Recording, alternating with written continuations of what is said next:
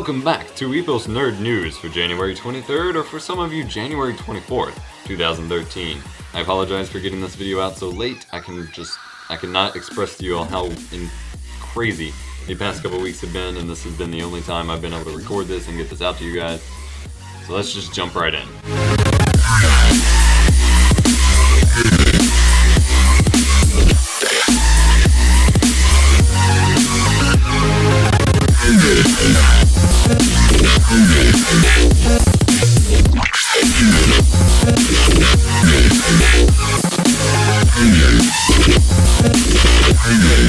The Forge test playlist for Halo 4 launched on the 21st, just a couple days ago, and let me just say, Halo 4 is fun again.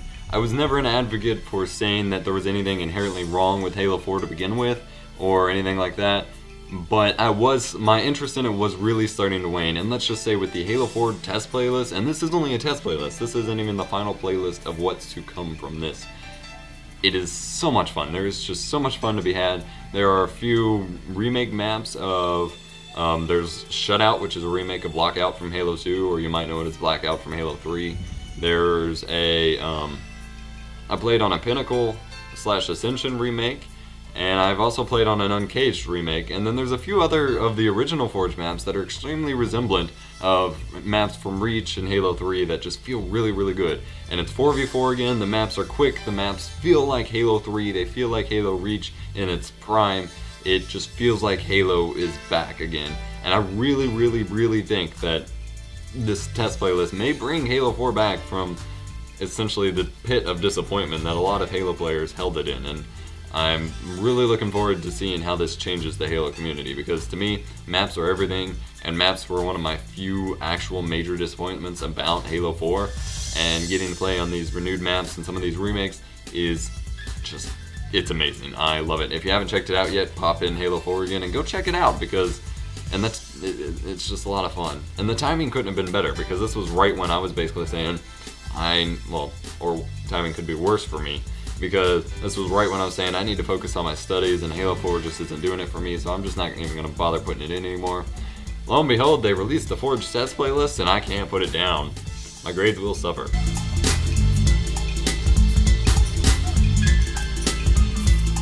Open Source version 3.1 for Halo Custom Edition on the PC just released the other day.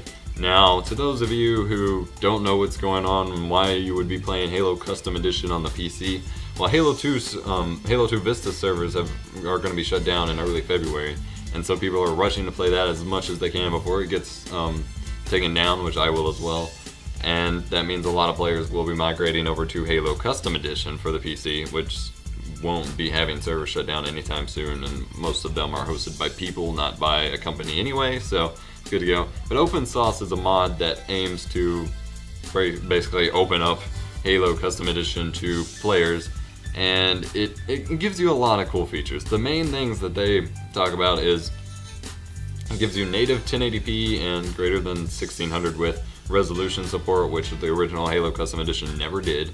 It gives you some field of view options and some weapon scaling options. You can change where your weapon's angled, how it's angled. You can change the field of view and 1080p options. And then for maps that have it enabled and that somebody has made a shader for, it enables custom shaders that make the game just look absolutely beautiful. You can completely change around the whole user interface, add in extra guns, add in shaders to make the graphics look like Halo 3. Well, not quite as good as Halo 3, but pretty close. It looks really, really good. I highly suggest you check it out. I will put the link in the description soon. And I will be working on a tutorial on how to install it and how to get it set up and get what you want out of it very soon as well.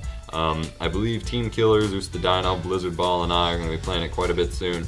And I hope to have some open lobbies with you guys between that and Halo 2 Vista before Halo 2 goes down. That way we can just play the heck out of those games. But it's going to be really hard to leave Halo 4 at all to even play those games. So not sure how that's going to work out.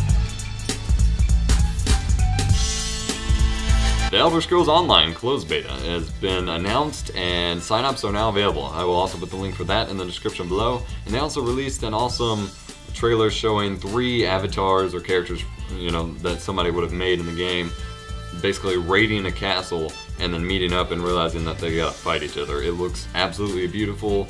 It's crazily well done, and it does a good job of showing off some of the different factions in the game and things like that. Obviously, this is not a gameplay trailer, and a lot of people are going to hate on it for that, but the Heart of the Swarm trailer wasn't a gameplay trailer either, and people are going nuts over that, so I think it looks incredible. I'm extremely hyped for it. I put in my app, Shu put in her app for the beta. I'm extremely excited for this, so we'll see how it goes.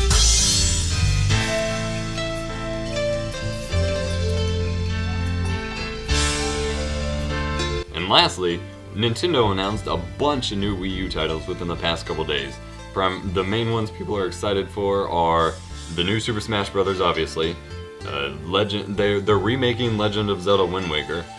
It's not everybody's favorite, and frankly, starting with Legend of Zelda Wind Waker, I know, is the reason I never got into Zelda, but it's still a huge deal for people. People still really like that game, and frankly, I'm kind of excited for it. I like seeing Nintendo do that with a lot of their games, and it kind of makes me, like, all of this together kind of makes me want a Wii U, so we'll see how things go as more footage is released and things like that. But you have the new Super Smash Bros., some 3D Mario, Wind Waker HD, or Wind Waker Reborn as they're calling it, and a Lego City Undercover game, which is like an open world game for Lego.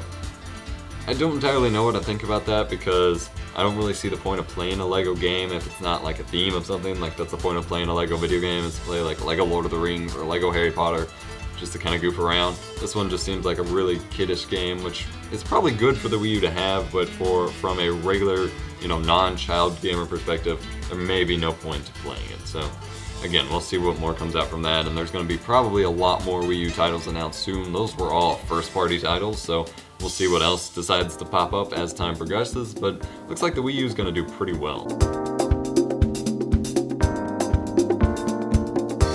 Thanks for sticking around in for January 23rd or 24th, 2013. I hope you enjoyed this episode. Again, I apologize for getting it out late.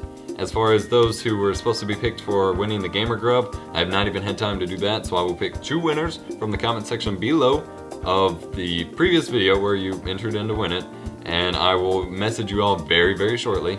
Be prepared to tell me whether you want barbecue, pizza flavor, or s'mores flavor, and I will hopefully get some of that shipped out as soon as possible. Things are really busy, but I promise you guys will get it. I've already sent giveaway stuff from previous episodes, so we'll see how it goes. Thanks for watching. See you next time.